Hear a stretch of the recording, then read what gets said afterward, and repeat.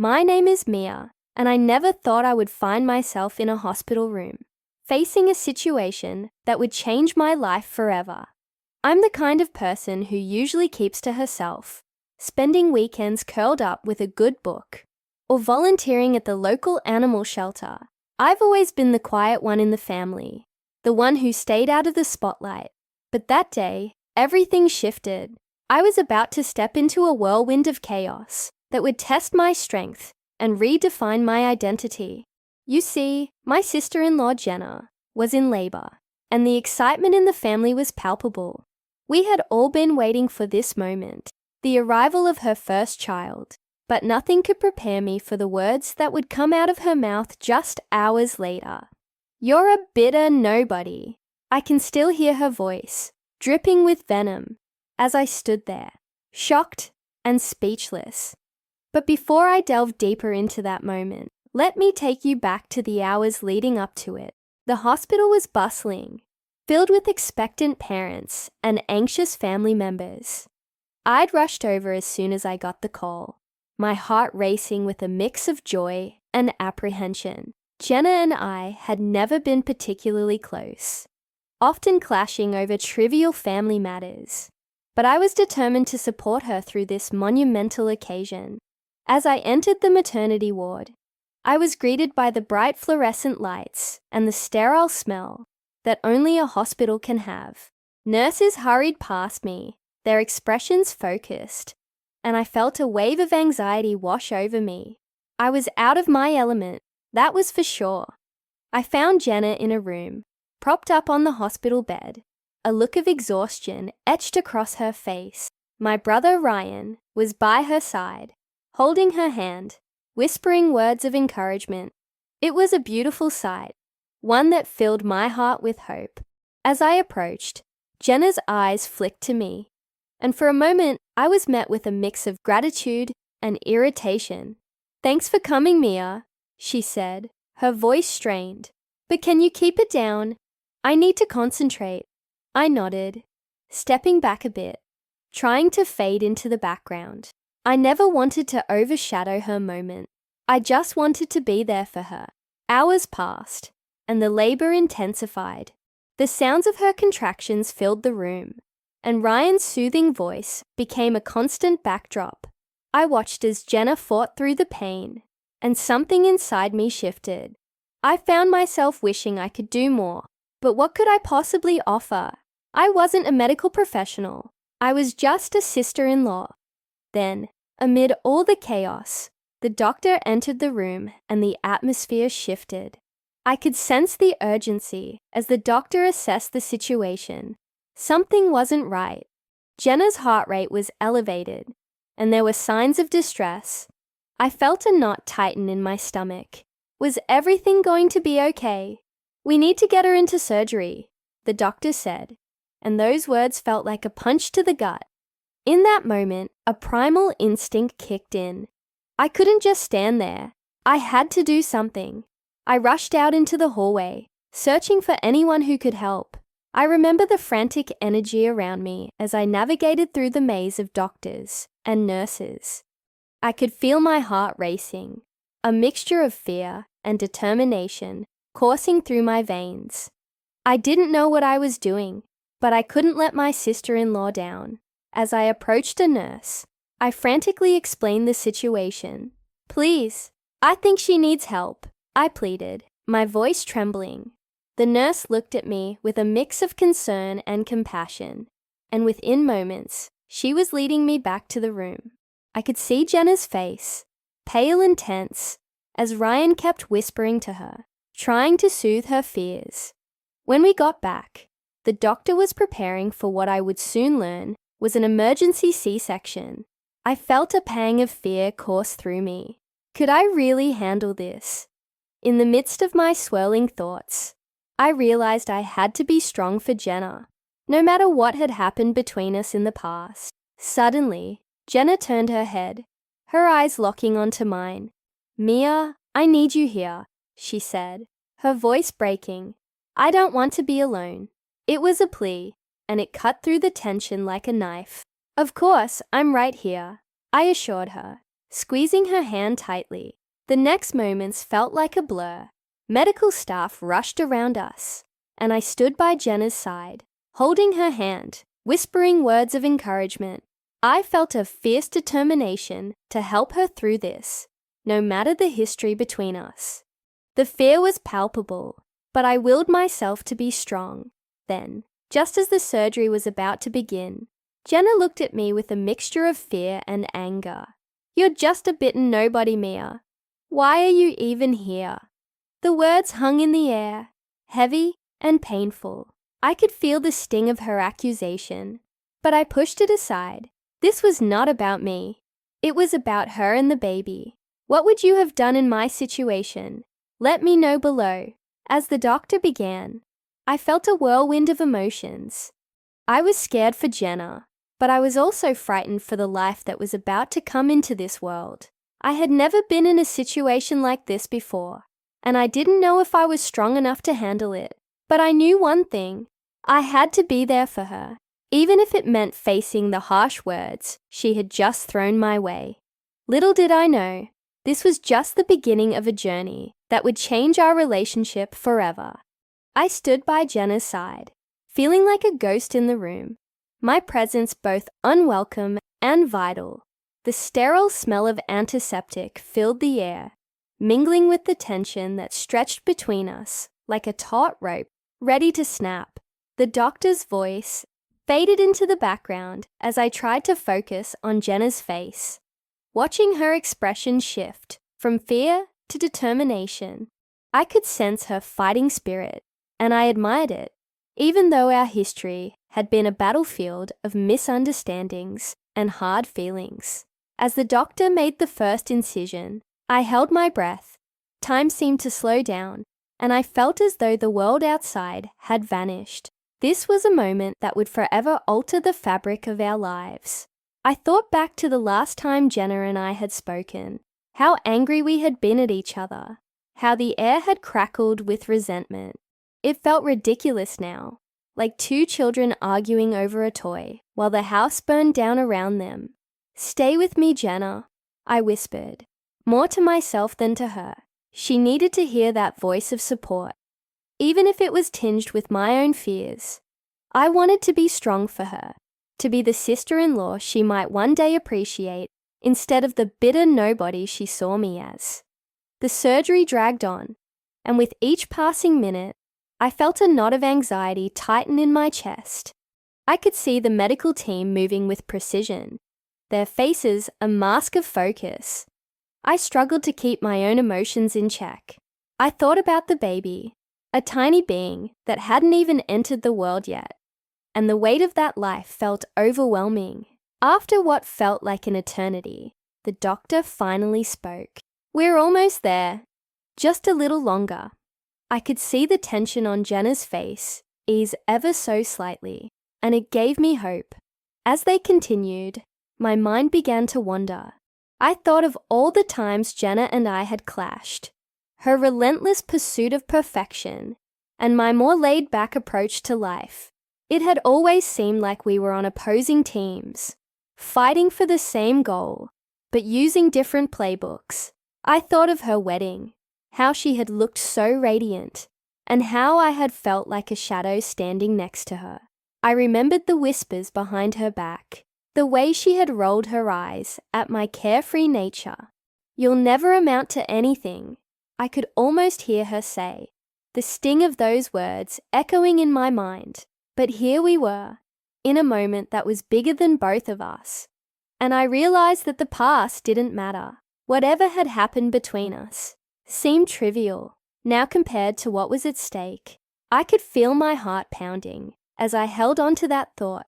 Finally, after what felt like hours, a small cry broke the silence of the operating room. The sound pierced through the haze of anxiety, and I felt a wave of relief wash over me. Jenna looked up at me, her eyes wide with disbelief and joy. "Did you hear that? That's our baby." The doctor held up the tiny bundle, and I was struck by how small and fragile it looked. A miracle wrapped in a blanket. My heart swelled with a mix of emotions, joy, relief, and an unexpected connection to this new life. I could see the tears streaming down Jenna's cheeks, and for the first time in a long time, I felt a surge of love for her. As the nurses took the baby for initial checks, I leaned closer to Jenna. "You did it. You brought this little one into the world," I said, my voice barely above a whisper. Her expression shifted as she looked at me, confusion flickering in her eyes. I couldn't have done it without you here," she admitted, the anger of moments ago fading into something softer. I took a deep breath, feeling the weight of her words settle over us like a warm blanket. "You're stronger than you think, Jenna.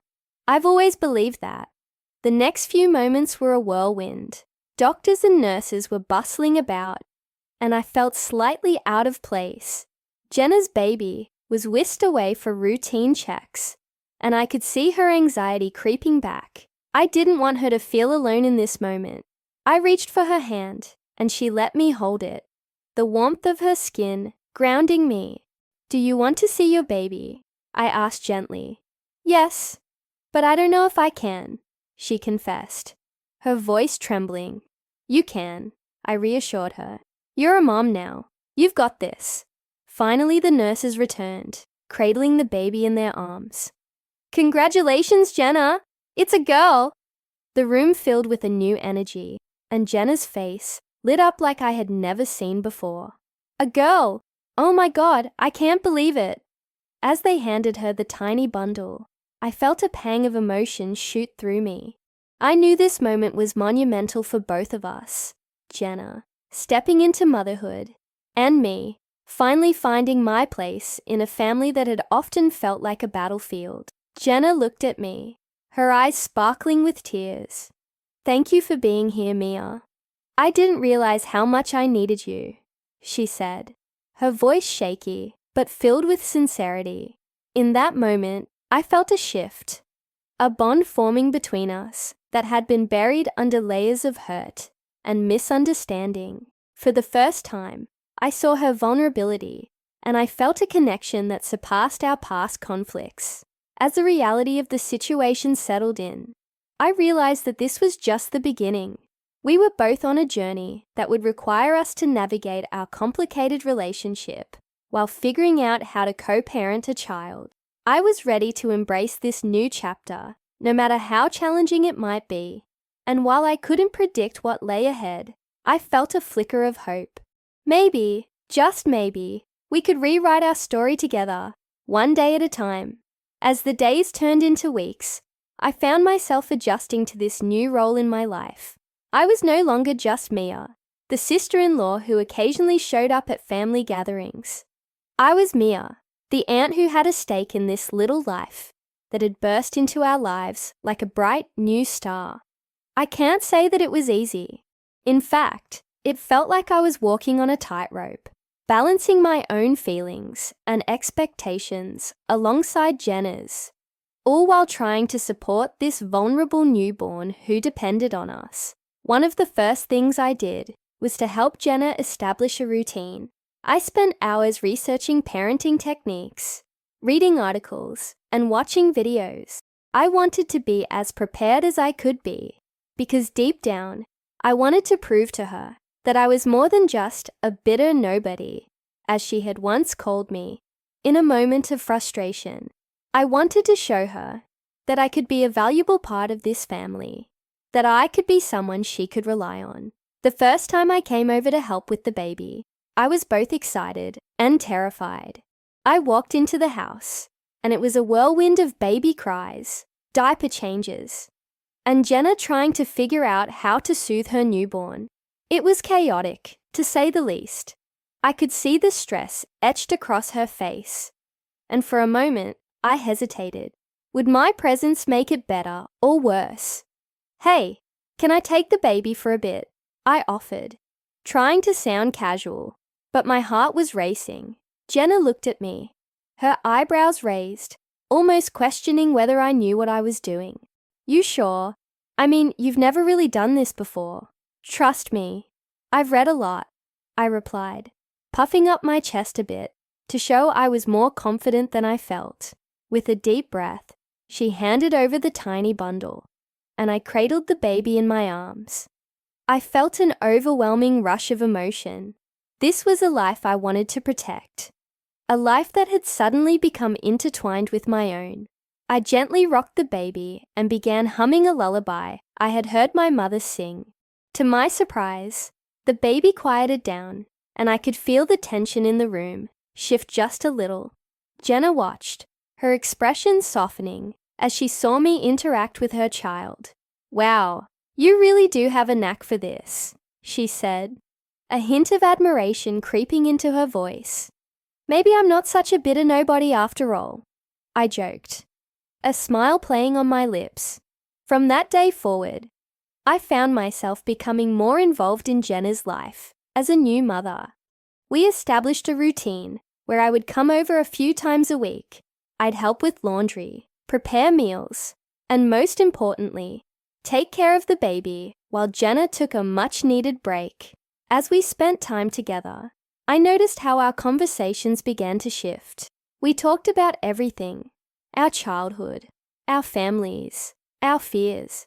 I learned about the challenges she faced as a new mom, the sleepless nights, the doubts, the constant worry about whether she was doing things right. And in turn, I opened up about my own insecurities and struggles. It felt refreshing to shed the weight of our past misunderstandings and start anew. However, it wasn't all smooth sailing. There were moments when old tensions flared up, particularly when it came to decisions about the baby's care. One afternoon, as we were preparing for a pediatrician appointment, I suggested that we consider a different vaccination schedule. Jenna's eyes narrowed, and her tone became sharp. "Why do you always have to question everything I do? I'm the mom here." I took a step back, feeling the sting of her words. "I'm just trying to help. It's what family does, right? Family doesn't undermine each other," she snapped back. And for a brief moment, I was reminded of that first day in the hospital when the words "bitter nobody" had cut through me. But rather than retreating into my shell, I took a deep breath and chose to stand my ground. "You're right, Jenna. I don't want to undermine you. I just care. I want to be involved in this baby's life, and I want us to be on the same page." Her expression softened again, and after a pause, she sighed. "I know. I'm just overwhelmed, and it feels like everyone has an opinion." "I get it. It's a lot," I replied gently. "How about we do this together? We can research and make informed choices as a team." She nodded slowly, and in that moment, I felt like we were starting to bridge the gap that had so often divided us. Over time, these little bumps became part of our rhythm, and I began to appreciate the nuances of our relationship. Jenna and I were both learning how to communicate better, to respect each other's boundaries, while still being there for one another. I started to feel a sense of belonging that I hadn't thought was possible before. One sunny afternoon, as I was taking care of the baby in the living room, Jenna walked in with a tray of snacks. "I thought we could have a little picnic," she said, a smile lighting up her face. "Perfect," I replied, feeling a warmth spread through me. As we sat together, munching on snacks and giggling at the silly things the baby did, I realized that this was more than just about helping her as a new mom. It was about redefining our family dynamic. It was about healing, forgiving, and learning to love one another for who we truly were. In that moment, I understood that being a part of this family was a journey, and while it had its challenges, the moments of joy we created together made it all worthwhile. Yet just as I was beginning to feel comfortable in my newfound role, life threw another curveball my way. It was a Tuesday evening, and I had just finished a long day at work. I was exhausted, but excited to head home and spend some quality time with Jenna and the baby. I walked in, expecting the usual sounds of laughter and the gentle cooing of the little one. Instead, the air was thick with tension. Jenna was pacing the living room, her brow furrowed in worry, and my heart sank at the sight. "Hey, what's wrong?" I asked, setting my bag down and approaching her. "It's the baby," she said, her voice trembling slightly. He's been really fussy, and I can't figure out why. I think something might be wrong. I glanced toward the baby, who was in his crib, fussing and squirming. The little noises he made were starting to escalate into cries, and my instinct kicked in. "Let me take a look," I said, moving toward the crib. As I leaned over, I could see that he was struggling to breathe, his tiny chest rising and falling rapidly. Panic shot through me, but I forced myself to stay calm. "Jenna, can you grab the baby monitor and call the pediatrician? I think we need to get him checked out." Jenna nodded, her face pale, and rushed to grab her phone. I gently lifted the baby from the crib and cradled him in my arms, feeling the warmth of his body against me. He was still crying, and my heart ached for him. I began to rock him softly, whispering soothing words, trying to calm him down. "Shh, it's okay, little guy. We're going to get you some help," I murmured, feeling a sense of urgency wash over me. Jenna returned, her phone pressed to her ear, her voice shaky as she spoke to the doctor. I could hear bits of the conversation, the urgency in her tone matching the gravity of the situation. "Yes, I'm sure. He's struggling to breathe. We need to come in now." I glanced at the baby, and it was then that I noticed his lips had a slight bluish tint. My heart raced. "Jenna, we need to go. Now," I said, feeling the weight of the moment pressing down on us both. We rushed out of the house, Jenna grabbing a few essentials while I held the baby tightly against me. The drive to the hospital felt like it took an eternity, each second stretching out as I focused on the little one in my arms. Jenna was silent, lost in her own thoughts, and I could sense the fear radiating off her. When we arrived at the hospital, the chaos of the emergency room enveloped us. Nurses were bustling about, phones ringing, and the air was thick with the scent of antiseptic. I felt a wave of anxiety wash over me, but I pushed it down. We had to be strong for the baby. "Over here," Jenna shouted, waving her arms as a nurse approached us. They took the baby from me, and I felt a pang of helplessness as I stepped back, my heart hammering in my chest. I watched as the medical team swiftly assessed him, their faces focused and serious. Jenna was beside herself, pacing and wringing her hands, and I could see the tears welling in her eyes. "Is he going to be okay?" she asked, her voice barely above a whisper. The nurse glanced at us, her expression unreadable. "We're doing everything we can. Just stay calm." Time seemed to blur as we waited. Minutes turned into what felt like hours, each tick of the clock amplifying the silence between us. I reached out to Jenna, trying to comfort her. "He's in good hands. They know what they're doing." But even as I said it, doubt crept into my mind. What if something was seriously wrong? What if I hadn't acted fast enough? I couldn't shake the feeling that the weight of this moment rested squarely on my shoulders. Finally, a doctor approached us, her expression softening as she spoke. "We've stabilized him, but we need to keep him for observation. He was experiencing some respiratory distress, likely due to a viral infection. It's common in infants, and with the right care, he should recover." Relief washed over me, and I could see Jenna's shoulders relax as well. "Thank you," she whispered, tears streaming down her cheeks. I reached for her hand, squeezing it tightly. "He's going to be okay. We're going to get through this."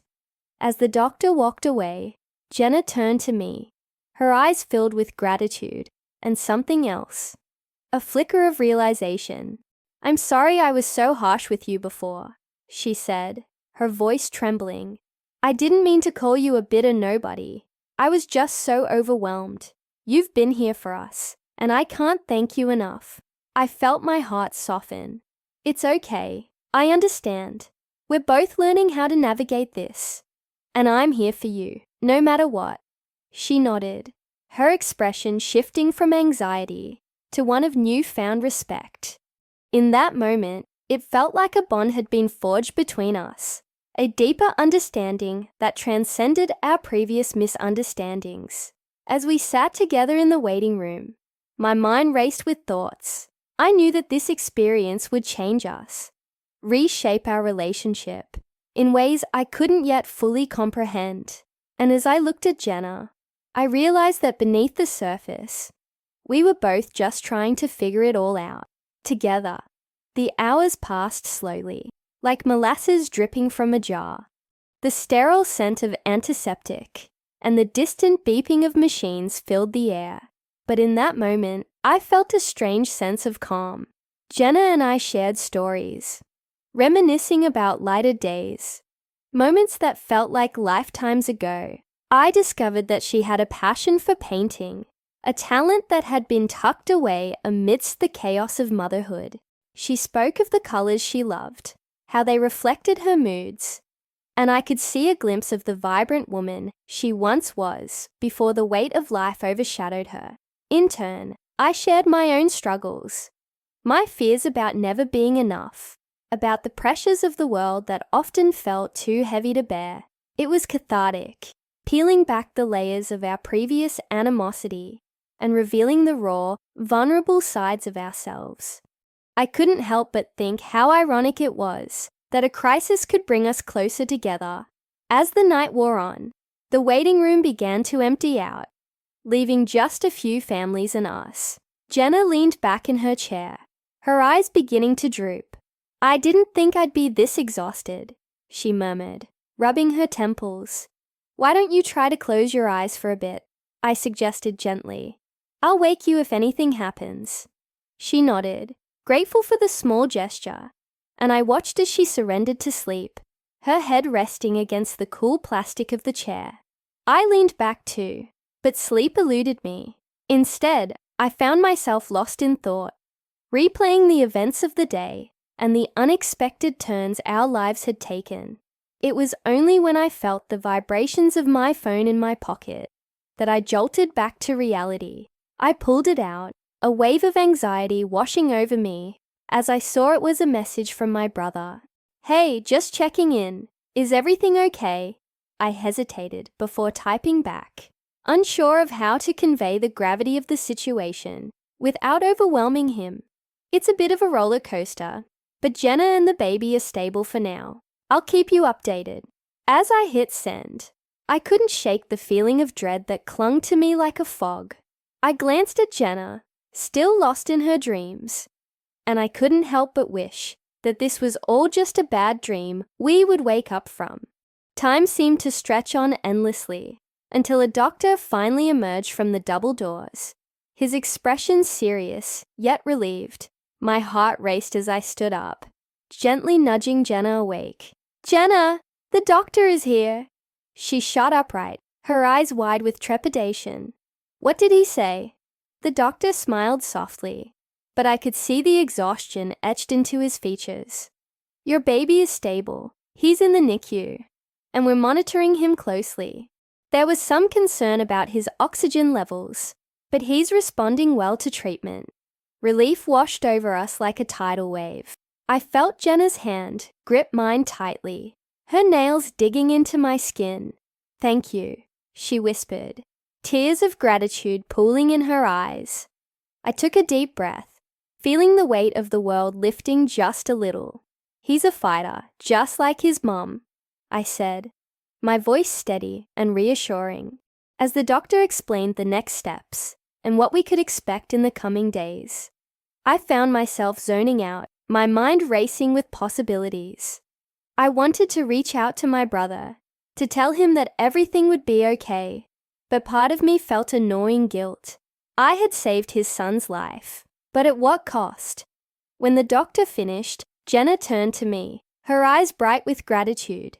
"I don't know how to thank you enough. You've been my rock through this." "It's what family is for," I replied, forcing a smile even as my heart felt heavy. But even as I said those words, I couldn't shake the feeling of isolation creeping back in. I had always felt like an outsider in this family, and while this experience had drawn Jenna and me closer, it hadn't erased the years of distance and resentment The memories of being dismissed, of feeling invisible, loomed large in my mind.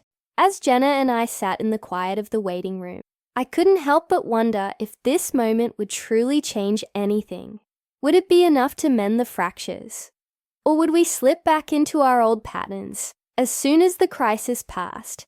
After a while, Jenna's gaze drifted toward the clock on the wall. "I should call my parents," she said, her voice suddenly heavy. "They're going to want to know." "Do you want me to help?" I offered, wanting to support her in any way I could. She shook her head. "No, I need to do this. They've been so worried." I nodded, watching as she took a deep breath and dialed the number. I could see the tension in her shoulders as she waited for the call to connect. I wanted to reach out, to tell her that she wasn't alone in this, but the words caught in my throat. As she spoke, her voice faltered, the worry of her parents weighing heavily on her. I listened, feeling the warmth of our earlier connection fade a bit.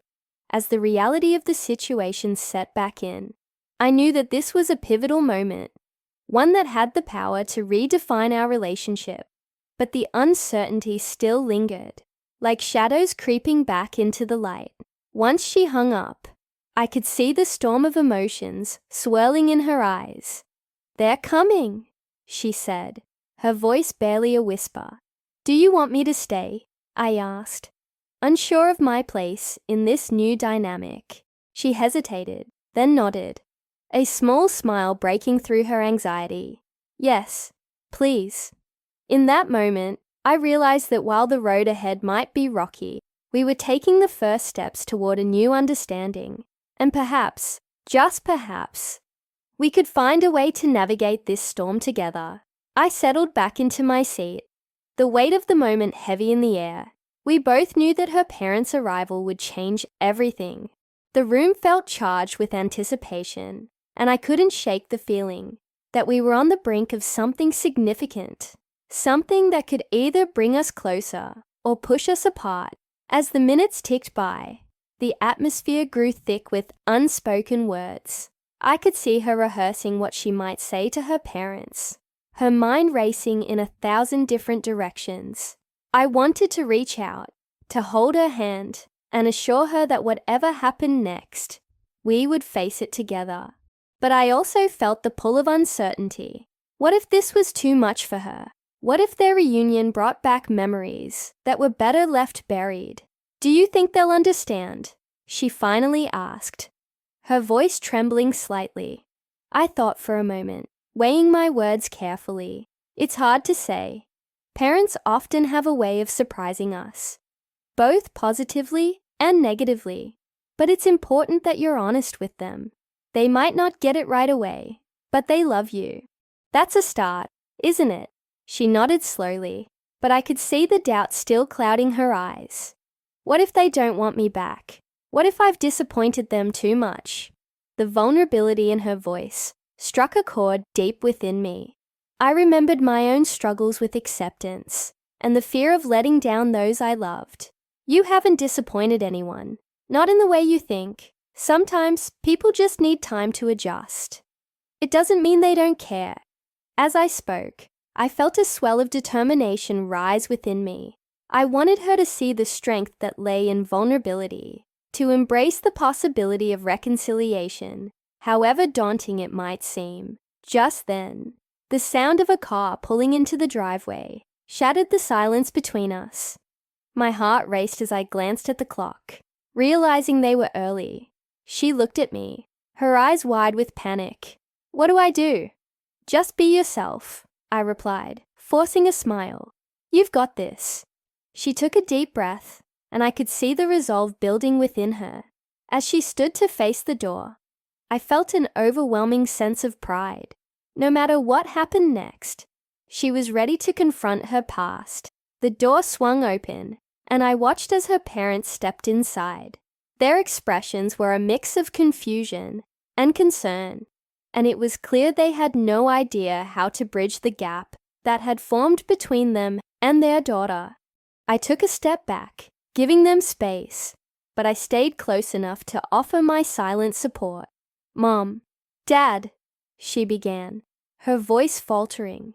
I could see her hands shaking slightly as she tried to find the right words. I'm so glad you're here. Her mother stepped forward, her eyes glistening with unshed tears. We've missed you so much, sweetheart. Her father joined her mother, looking unsure but determined. We just want to understand. Can you tell us what happened? In that moment, I saw the walls she had built around herself begin to crumble. She took a deep breath and launched into her story, recounting her struggles, her fears, and her journey toward healing. I felt as though I were witnessing a miracle, a daughter reclaiming her narrative in front of the two people who had once shaped it. As she spoke, I could see her parents' expressions shift from confusion to realization, and finally, to understanding. They didn't interrupt, didn't rush her, but instead listened with rapt attention. I felt a surge of hope, wondering if maybe, just maybe, this conversation could lead them back to each other. After what felt like an eternity, she finished her story. The room was silent, the air thick with emotions, and I held my breath, waiting for their response. Her mother was the first to speak. We had no idea you were feeling this way. We thought we were doing the right thing by pushing you to excel, but we see now that we were just pushing you away. Her father nodded in agreement, his voice thick with emotion. We're so sorry, honey. We didn't realize how hard things had been for you. You should have told us sooner. What about you? She asked, her voice barely above a whisper. Do you still want me back? Her parents exchanged glances, and for a moment, I worried they might falter. But then her mother stepped forward, her eyes bright with sincerity. Of course we do. We love you more than anything. It's going to take some time for us to figure this out, but we're here, and we want to try. I felt a wave of relief wash over me, but I couldn't ignore the knot of anxiety still lingering in my stomach. As much as this felt like a turning point, I knew their journey wouldn't be easy. As they embraced, I turned my gaze out the window, contemplating the many paths that lay ahead. I couldn't help but wonder, how would things change for all of us after this? Would they find their way back to each other? Or would the scars of the past prove too deep to heal? And what about me? Where did I fit into this new dynamic? As I pondered these questions, I realized how important it was to embrace the uncertainty of relationships. Change is never easy, and the past is never fully left behind. But the willingness to face those challenges together, to communicate and rebuild, that was where hope lived. What about you? Have you ever had to confront a difficult conversation with someone you love? Let me know below. I took a deep breath, trying to steady myself in the whirlwind of emotions swirling around me. The hospital room felt lighter, filled with tentative hope and healing. I was grateful that my brother and sister-in-law were willing to work through their struggles. But I couldn't shake the uneasiness in my heart. I was still on the outside looking in, caught between my love for them and the painful memories of their past. As I watched them, I reflected on how my life had intertwined with theirs. For years, I had been the supportive sister, the confidant who listened to my brother's frustrations and my sister-in-law's fears. I had never imagined that my path would lead me to the hospital room, where I would become an unexpected hero, a title I never sought, but one I wore now like a heavy cloak. The days that followed were a blur of hospital visits and navigating conversations that felt like walking on eggshells. My brother and his wife were trying to embrace their new reality, but there were moments when the weight of their past crept in, and I could see the shadows cast across their faces. It was during one of those moments, as I stood by the nursery window, watching the tiny babies swaddled in their cribs, that my sister-in-law approached me. I just wanted to say thank you, she began, her voice soft, but laced with uncertainty. I know things have been complicated between us. She paused, her gaze dropping to the floor. You really did save our baby. I don't think I've ever truly recognized that until now. I was caught off guard. The words felt heavy and vulnerable, and I struggled to respond. I only did what anyone would do. I couldn't just stand by, I said, trying to deflect the praise. No, it was more than that. You were there when it mattered most. I was so caught up in my own pain that I didn't see what you were doing. I called you names. I pushed you away when I should have been grateful. Her voice trembled slightly, and I could see the tears welling in her eyes. I stepped closer, a rush of empathy filling me. I understand why you felt that way. You were scared and overwhelmed. We all were. She nodded, and for a moment, we stood in silence. The weight of our shared past hanging heavily in the air. It felt like the first step towards healing. A fragile truce formed in the face of our complicated history. I wanted to reach out, to assure her that it was okay, but I hesitated. I had spent so long in a defensive posture. It was difficult to let down my guard completely. A few days later, my brother and sister-in-law were discharged, and we all gathered at their home. Their living room, once filled with tension, now buzzed with the energy of new beginnings.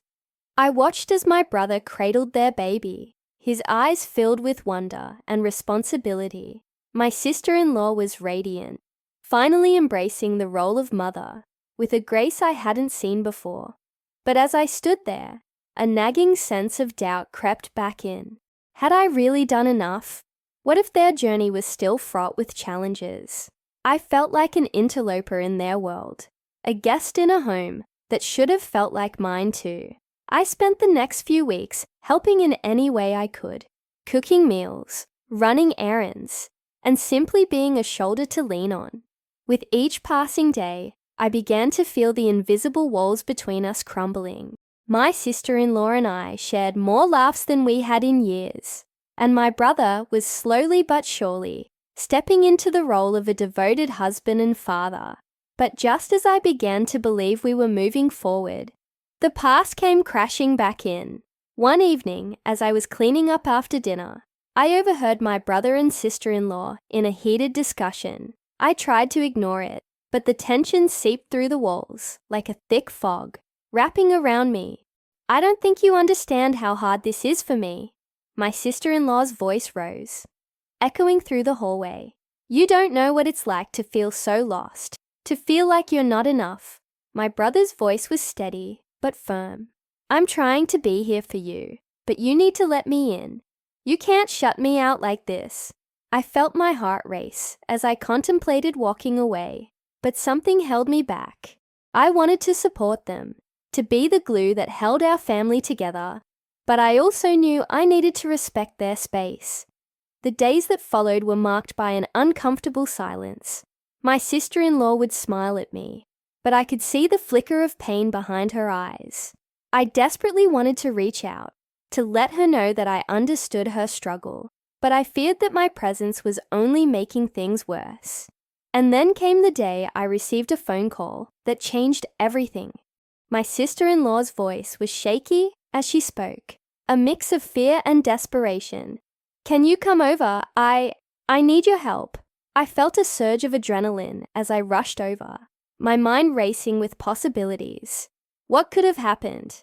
As I arrived, I found her in the nursery, tears streaming down her cheeks as she cradled their baby. I can't do this, she whispered, her voice breaking. I feel like I'm drowning. In that moment, all my doubts melted away. I stepped forward, enveloping her in a comforting embrace. You're not alone.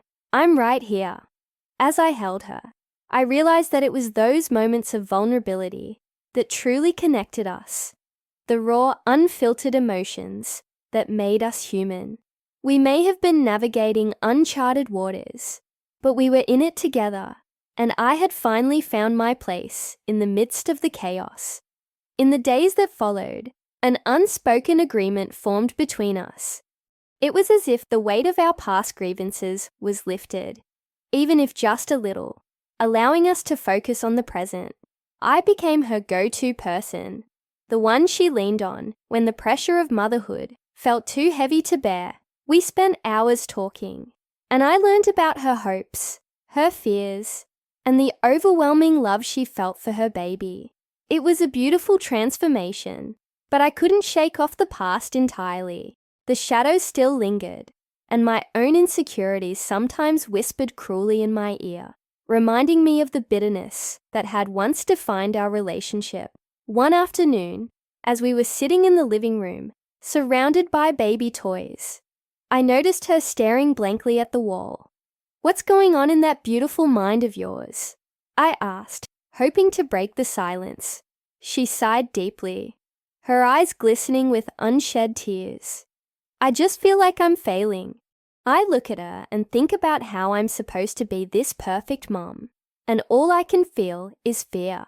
I nodded, understanding all too well that feeling of inadequacy. "You're doing your best," I reassured her, trying to inject some of the strength I had found over the years into her. Nobody is perfect, and it's okay to feel overwhelmed. In that moment, I felt a flicker of hope. Maybe the bond we were building could heal some of the wounds we had both carried for so long. But just as I started to believe things could get better, life threw us another curveball. It was early one morning when I received a frantic phone call from her. "I think something's wrong with the baby," she cried, her voice shaking. My heart dropped as I rushed to her house, praying that I would arrive in time to help. When I got there, the sight was horrifying. Her baby was inconsolable, her tiny body racked with sharp little cries that echoed through the house.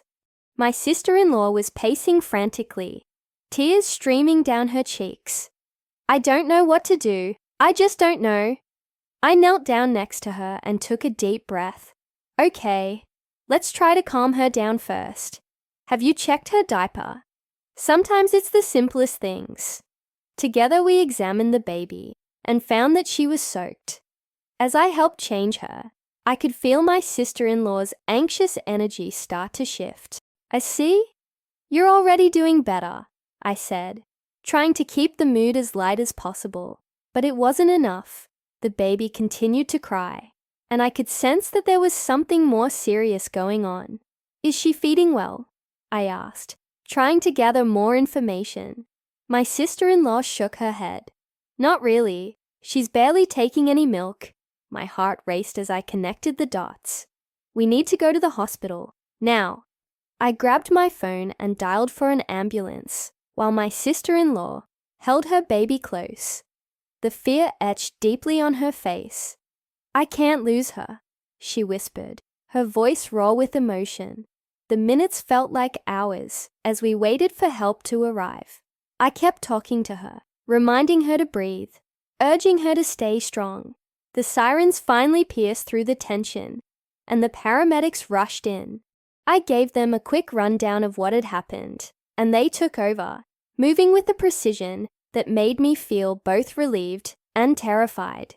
As they examined the baby, I could see my sister-in-law's face twist in agony. I wanted to comfort her, but I also needed to focus on the urgency of the situation. The paramedics were quick to assess that the baby was dehydrated and needed immediate medical attention. They loaded her onto a stretcher, and I stayed close, never letting go of my sister-in-law's hand. Once we arrived at the hospital, everything blurred together. There were doctors and nurses everywhere, each one shouting instructions and performing checks at lightning speed. I could see my sister-in-law becoming increasingly overwhelmed, so I leaned in close and whispered, "You're doing great, just keep breathing." After what felt like an eternity, we were finally allowed to see the doctor. He explained that they would need to give the baby fluids through an IV and monitor her closely. I watched my sister-in-law's face transform from fear to relief, but I couldn't shake the feeling of dread that still lingered in the pit of my stomach. As the hours passed, I stayed by her side, sharing stories and memories in an attempt to distract her. I told her about the time I thought I'd lost my favorite childhood toy and how my mom turned our house upside down looking for it. We laughed, and it felt good to find a moment of lightness in such a dark situation. Finally, the doctor returned with updates. "She's responding well to the fluids. We'll keep her for observation, but I think she's going to be okay." The relief that washed over my sister-in-law was palpable. I could see the tension release from her shoulders, and for a moment, we locked eyes, the bond between us stronger than ever. In that moment of crisis, something had shifted, and I realized that, despite our past, we were inextricably linked through the shared experience of motherhood. As we sat together, watching the baby sleep peacefully, I couldn't help but reflect on how far we had come. The journey of healing was far from over, but for the first time, it felt like we were both willing to take the next step together. The hours melted away, and as night crept in, the hospital room was cast in a soft, blue glow from the monitors. I could hear the rhythmic beeping that signaled the baby's steady heartbeat, a sound that filled the room with an unspoken promise of hope. My sister-in-law leaned back in her chair, exhaustion etched across her features, yet a serene smile crept onto her lips as she watched her daughter sleep. It was a sight I would never tire of witnessing, the embodiment of love and resilience, wrapped in a tiny bundle. I thought back to the whirlwind of emotions we'd both experienced since arriving at the hospital. Just hours before, we had been at odds. Our relationship laced with tension and misunderstanding. Her words still echoed in my mind. Bitter nobody. It stung, but I realized that perhaps they had stemmed from her own fears and insecurities. As we sat there in the dim light, I felt a shift within me, an urge to reach out, to bridge that chasm that had grown between us over the years. I broke the silence, my voice barely above a whisper. "You know, I've always admired how fiercely you love your daughter. It's really inspiring." She turned to me, surprise evident in her gaze. "Thanks, but I'm just trying to do my best." "I didn't always feel that way, you know." I nodded, encouraging her to continue. "What do you mean?" For a moment, she hesitated, her eyes darting to the baby before returning to me. After I had her, I was completely lost. I thought I had to do everything perfectly, but the pressure was suffocating. I felt like I was drowning. Her honesty caught me off guard. "I get that. I felt the same way after I had my first. It was overwhelming." We shared that moment of vulnerability, and I could see the walls she'd built around herself begin to crumble. I didn't want to admit it, but I was scared. Scared that I wouldn't be a good mom. Scared of failing her. "You're not failing," I assured her. "You're here. You're fighting for her. And that means everything." As we spoke, I began to understand the fear that had driven her to lash out at me. It was a fear I knew all too well, one that every mother grapples with at some point. The fear of inadequacy, the fear of not being enough. The night wore on, and a new nurse came in to check on the baby, adjusting IVs and monitoring machines with precision. She was kind, and her gentle demeanor put us both at ease. "She's doing great," the nurse said, giving us a reassuring smile. "You're both doing a wonderful job." I felt a swell of pride at her words. It was the first time anyone had acknowledged what we were going through, and it felt good to hear. As the nurse finished her checks, I turned back to my sister-in-law. What if we could support each other? I mean, really support each other as moms. Her brow furrowed in thought. "You mean like together? You and me?" I nodded. "Yes. We both have our struggles, and maybe we could lean on each other instead of pushing away." A flicker of hope ignited in her eyes. "That would be nice. I think I've been so focused on my own fears that I forgot we're in this together."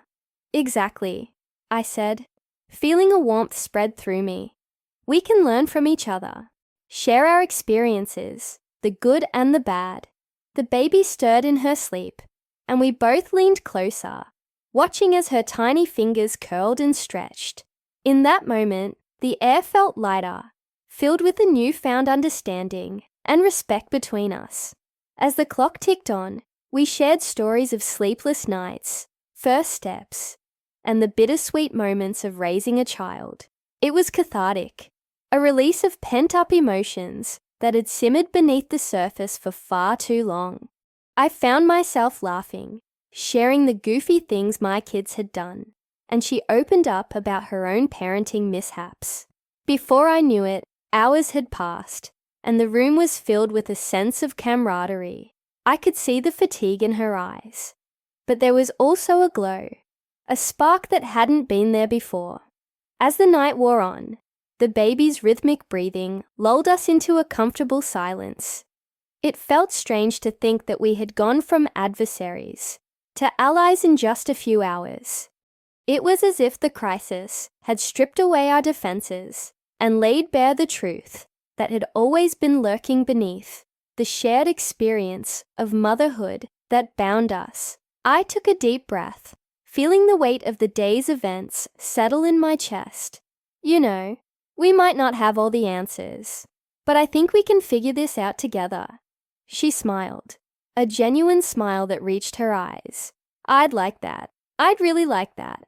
In that moment, I realized how transformative this experience had been for both of us. The path ahead would still be filled with challenges, but now we had a foundation to build on, a bond forged in the fires of fear, love, and a shared commitment to our children. As the night deepened, we settled into a comfortable routine, each of us finding solace in the other's presence.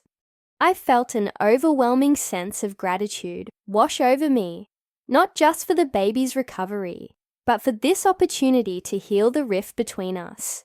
I knew that whatever lay ahead, we would face it together, as sisters in motherhood. The following days at the hospital were a blur of nurses, doctors, and the rhythmic sounds of medical equipment. I found myself spending countless hours by my sister-in-law's side, watching her as she navigated the emotional roller coaster of having a newborn in intensive care. Every beep of the monitor brought a fresh wave of anxiety, and each time the door swung open, my heart would race, praying for good news. I knew I had stepped into a role I never imagined I would have to take on. I was no longer just the sister-in-law. I was a support system, a shoulder to lean on, and someone who had shared in the most terrifying moment of her life. There were moments of laughter amid the chaos, which surprised me. I remember one evening, as we sat in the dim light of the hospital room, my sister-in-law cracked a joke about the cafeteria food. I swear, if I have to eat another cold sandwich, I'm going to stage a hunger strike, she said, her voice laced with mock seriousness. I couldn't help but chuckle at the absurdity of it all. It felt good to connect over something so trivial, a reminder that even in the darkest times, life could still offer moments of lightness. As the days turned into a week, I found myself reflecting on my own journey as a mother. I had once felt so isolated in my struggles, convinced that no one understood the weight of my decisions or the depth of my fears. But here I was, standing shoulder to shoulder with someone who had judged me harshly, yet now shared a common ground with me. The irony wasn't lost on me. I had once been a bitter nobody, as she had called me, but in this moment, I felt anything but that. I was a lifeline, a beacon of support, and a testament to resilience. With each passing day, her baby continued to improve. I watched as my sister-in-law grew stronger and more confident in her role as a mother. She began to take charge of her baby's care, asking questions and seeking advice from the nurses. I admired her determination and how she fought through her fears to embrace this new chapter of her life. It was like watching a flower bloom, slowly but surely. Despite the harshest of conditions, one afternoon as the sunlight streamed through the window, casting a warm glow over the room, she turned to me. "I don't think I ever really understood what you went through until now," she said, her voice barely above a whisper. "I'm so sorry for how I treated you before. I was scared, and I took it out on you." Her words hit me like a wave, washing over me with a mix of relief and empathy. "I get it," I replied softly. "I think we've both learned a lot through this experience." The conversation lingered in the air, heavy with unspoken truths and newfound understanding. We both had worn our armor, but the vulnerability we shared now was a powerful thing. It was hard to believe that just days prior, we had been at odds, our relationship strained and fraught with resentment. Now, we were two mothers, navigating the uncharted waters of parenthood together. As we settled into this new rhythm, I started to notice the subtle shifts in our relationship. We began to share more than just moments of crisis. We shared our hopes and dreams for our children. I found myself opening up about the fears I harbored as a mother, the constant worry that I wasn't doing enough, that I would somehow fail my child. She listened intently, and in turn, she shared her own insecurities, revealing a side of herself I had never seen before. The bond we were forging was fragile yet beautiful, like a delicate thread weaving our lives together. There was something healing about our conversations. It felt like we were stitching together the pieces of our past, creating a quilt of understanding and acceptance. With each shared secret, with each laugh, I could feel the bitterness that had once clouded our relationship dissipating into the ether. Then, one day, the doctor walked in with the news we had all been waiting for. Her baby was ready to be moved to a regular nursery.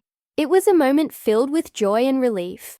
My sister-in-law burst into tears, overcome with emotion. I wrapped my arms around her, feeling her body shake with sobs. In that moment, I realized how far we had come. We had both been through a storm, and we had emerged on the other side, stronger and more united than ever. As we prepared for the next chapter, I couldn't help but reflect on how this experience had changed me. I had stepped outside of my comfort zone, faced my fears, and found strength in vulnerability. More importantly, I had learned that sometimes the people we clash with the most can become our greatest allies. Life has a way of teaching us lessons in the most unexpected ways, and for me, it had come in the form of a hospital room filled with uncertainty. The days that followed were a whirlwind of activity. We became a team, moving forward with a shared purpose. I found immense joy in supporting her, whether it was helping with the baby or simply being there to listen. Each day, we took baby steps toward healing, not just as individuals, but as a family. We both knew this was just the beginning of a long journey, but for the first time in a long while, I felt hopeful about what lay ahead. Our daughters would grow up together, and perhaps our bond would grow stronger with each passing day. The next few weeks turned into a blur of sleepless nights and endless cups of coffee. I became deeply immersed in the rhythm of motherhood, which had always felt like a distant dream to me. It was surreal, caring for a baby who was not my own, yet feeling an overwhelming sense of responsibility and love for this tiny human being. Each time I held her, I felt like I was cradling hope itself, a tiny life that had weathered storms far greater than any I had ever faced. As the days turned into weeks, I noticed subtle changes in my sister-in-law. The bitterness that had once clouded her demeanor began to lift. We talked more, not just about the baby, but about life, dreams, and even our past grievances. It was as if the walls we had built around ourselves were slowly crumbling, brick by brick. I remember one evening, as we sat on the porch with the baby asleep in her crib, she turned to me and said, "I never thought I could lean on you like this." Her words hit me like a gentle wave, washing away the remnants of our earlier conflict. I smiled, feeling warmth spread through my chest. Neither did I confessed. But sometimes, life throws us a curveball, and we have to learn to adapt. It was a moment of vulnerability that I cherished, a sign that our relationship was evolving into something more profound. We were no longer just family by marriage. We were becoming allies, partners in the beautiful chaos of raising a child. As the baby grew stronger, so did our bond.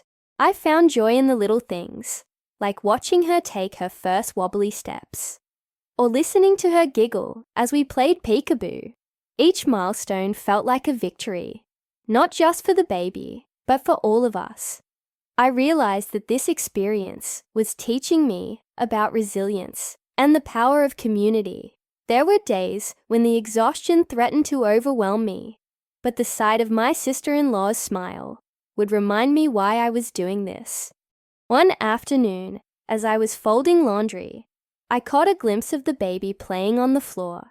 She was trying to stack colorful blocks, her tiny fingers fumbling and frustrated. I couldn't help but chuckle. "You've got this, little one. Just keep trying," I encouraged, feeling a rush of protectiveness. My sister-in-law entered the room, her eyes twinkling with amusement. "I think she gets her determination from you," she teased. I laughed, a sound that felt light and free. "And her stubbornness from you," I shot back playfully.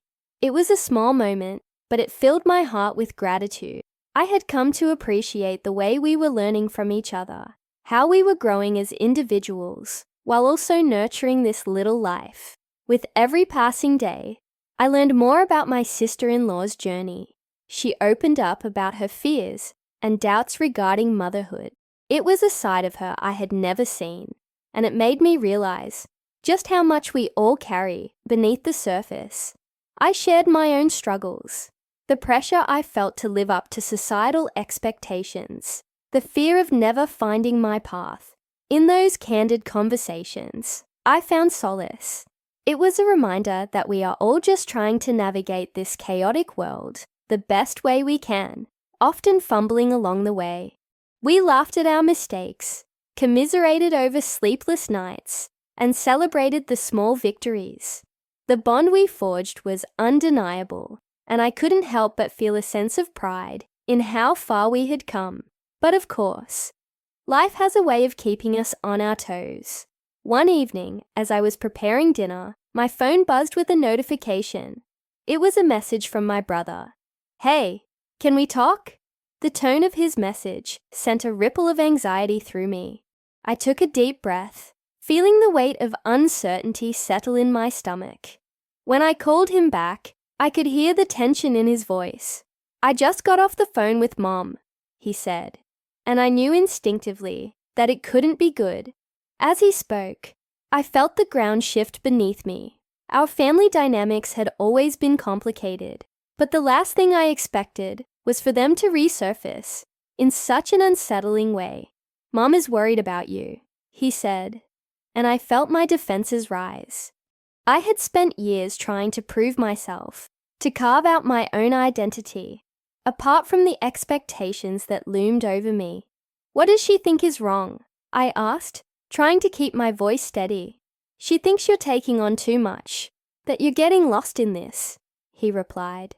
His words cut deeper than I anticipated. I had worked so hard to be there for my sister-in-law, to help her through this challenging time. But now it felt like my efforts were being questioned. "I'm not lost. I'm here for her," I insisted, feeling a surge of frustration. "This is what I want to do. Just be careful," he warned. "You don't want to lose yourself in the process." His concern echoed in my mind long after we hung up. Was I losing myself? I had stepped into this role with open arms, but was it costing me more than I realized? That night, as I lay in bed, I couldn't shake the feeling of doubt. I had been so focused on being the support my sister-in-law needed that I hadn't taken the time to check in with myself.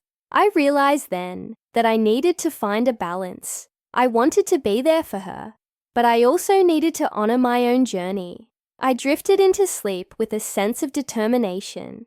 The next day would be a new opportunity to not only be a sister-in-law, but also to be me. I needed to reclaim my identity while still being the person my sister-in-law could lean on. It was time to take a step back and reflect on what I truly wanted for myself.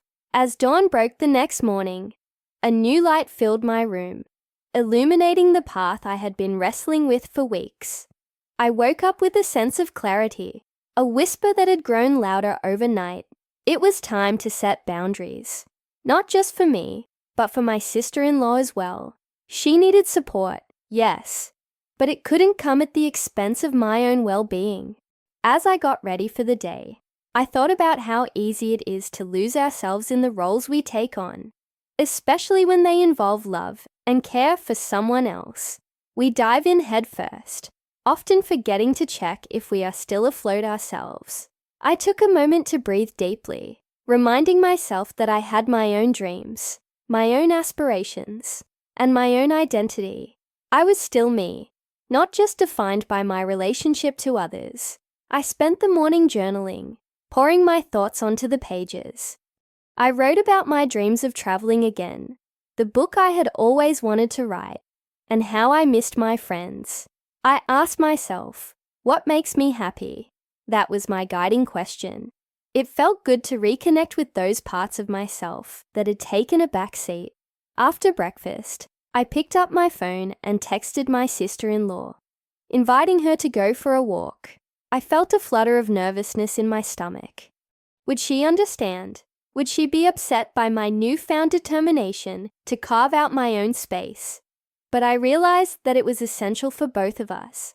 I wanted to be there for her, but I also wanted her to see that it was okay to prioritize oneself. A few minutes later, she replied, and I felt a wave of relief wash over me. I'd love that, she wrote back. And just like that, our conversation was set in motion. When we met at the park, the fresh air filled my lungs, and I felt invigorated. We walked side by side, the sun shining down on us, a reminder of the warmth that friendship can bring. It was here, amongst the rustling leaves and chirping birds, that I decided to speak my truth. I've been thinking a lot about how we can support each other. I began tentatively. I want to be here for you, but I also need to make sure I'm taking care of myself too. She paused, looking at me with a mix of surprise and understanding. I get that, she said softly. I've felt like I've been leaning on you too much, and I don't want to be a burden. Her honesty struck a chord within me. It was like a mirror reflecting our shared struggles. You're not a burden, I reassured her, but we need to find a balance where we can support each other while still being ourselves. As we continued to walk, we shared our fears, our hopes, and our dreams. It was liberating to finally have that conversation. She expressed her worries about feeling lost after the loss of her husband, and I confessed my fears about losing my own sense of self in the process of helping her. By opening up, we created a space of mutual understanding, one where healing could take place for both of us. Over the following weeks, we continued to meet regularly. We made it a point to engage in activities that fed our souls. We took yoga classes together, explored local cafes, and even started a book club, something I had always wanted to do but never found the time for. I started to feel more like myself again, and it was wonderful to see my sister-in-law rediscover her own identity alongside me. We were learning to lean on each other without losing ourselves. The transformation wasn't immediate, but the small changes made a significant impact. I noticed my sister-in-law starting to smile more, her laughter filling the spaces that once felt heavy. Each moment we spent together was a step toward healing. We were both reclaiming our lives, supporting one another in our journeys of self-discovery. The more I allowed myself to be vulnerable, the more she felt safe to do the same. Reflecting on our journey, I realized how important it is to communicate openly. We often think that showing strength means doing everything alone, but in truth, vulnerability is its own kind of strength. It fosters connection and understanding, and it's the foundation of any relationship. Have you ever found yourself in a similar situation where you had to balance caring for someone else and taking care of yourself? What did you do? Let me know below. As the months passed, our bond deepened. I found joy in the little things, sharing stories over coffee, laughing about our book choices, or simply enjoying the silence together as we read side by side. It became clear that we were both on our individual journeys, yet somehow navigating through them together. Looking back, I can't help but feel grateful. Grateful for the struggles that brought clarity, for the moments of doubt that led to understanding, and for the lessons that taught me the value of self-care.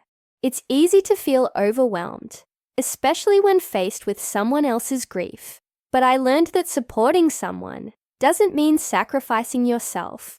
It means being present and open, but also knowing where to draw the line. As I stand here today, I can confidently say that I've not only supported my sister-in-law, but also rediscovered who I am.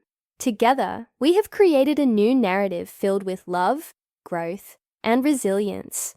It's a reminder that in the tapestry of life, every thread matters, even our own.